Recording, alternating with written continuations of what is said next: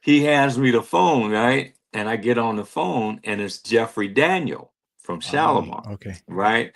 And they were in New York. They were in the middle of a promotional tour promoting Take That to the Bank, right? Hmm. And they were in New York, and they got into a thing with Gerald Brown, and Gerald Brown jumps on a plane and says, "Well, when y'all can see it my way, give me a call," right? And he jumps on a plane and flies and leaves them out in on the road on the promotional tour with no lead singer, nothing, right?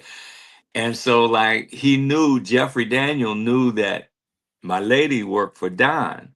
Okay. So he called her to find out where I was, right?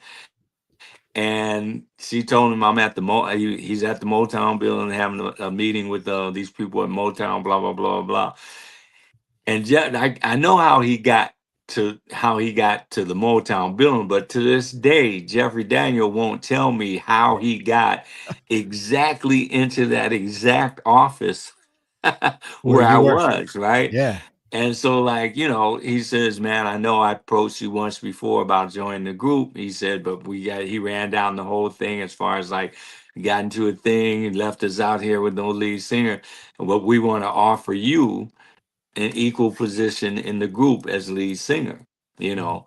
And he said, "You're at the Motown building, right?" I said, "Yeah." He said, "Where?" I said, "What?" He said, "What floor are you on?" I said, "I'm up on the 15th floor." He said, "Well, Solar Records, the record company that they were with," he said, "Solar Records and Dick Griffey are in that same building.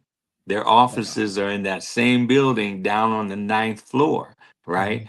And he said, "We talked to Dick, and Dick is just waiting for you to get in touch with him, see if this is something you're interested in." So, man, I got off the phone, and and I told Jeffrey Bowen, and his co-producer Angela, I told them what the deal is. I said, that was Jeffrey Daniel from Shalamar, and they got that tune out, Take That to the Bank. They're with Solar Records and blah blah blah. And so Angelo says a whole different story now. Where I saw him one time when I played in Detroit, because he moved back to Detroit, and he Okay. has a whole nother story. But the way that this went down was Angelo said, "Man, Shalimar is nothing but a fly-by-night disco group. They'll never amount to anything, and Solar will never be a Motown, right?" And so like I just kind of sat back, and then Jeffrey Bowen starts talking, and I just kind of sat back and listened, right? And when they got done, I told him, I said, well, I said, "I'm parked on the street. Uh-huh. My car's parked on the street. So I need to go put some money in the meter so I don't get a ticket." so so I left the office, went right down to the ninth floor, right? Mhm. Got right in, talked to Dick. He reiterated what Jeffrey had proposed. And then I told him, I said, "Look, let me give these people upstairs a chance to rectify themselves, because again, your word, we have been working for like about 2 months." So Mhm. I didn't want to seem flaky, to Right. anybody. And so, like, I said, let me give them a chance to see if they're out, but I'll call you in the morning. And so, like, I told Jeffrey Bowen, up that the people in Motown, that I'd be home all night. If you want to rectify it, I'll be home all night. Nobody calls, right? So the Uh-huh. next morning, which was Saturday morning, I called Dick Griffey and went over to his house and watched the videotape of a Shalimar show with Gerald Brown in it, and watched the videotape. And I remember I was sitting in this rocking chair, and when the videotape goes off, Dick says, "Well, sing something. Jeffrey and Jody say you're a great singer. Sing something." That's Jeff. That's a Dick. How he Excuse me. talks, yeah. That's the Dick Griffey gruff talk. Sing something for me.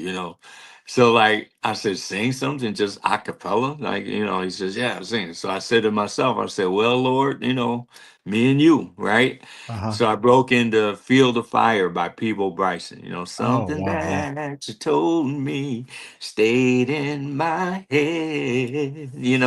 Yep. Broke into that, got through the first verse, half the hook.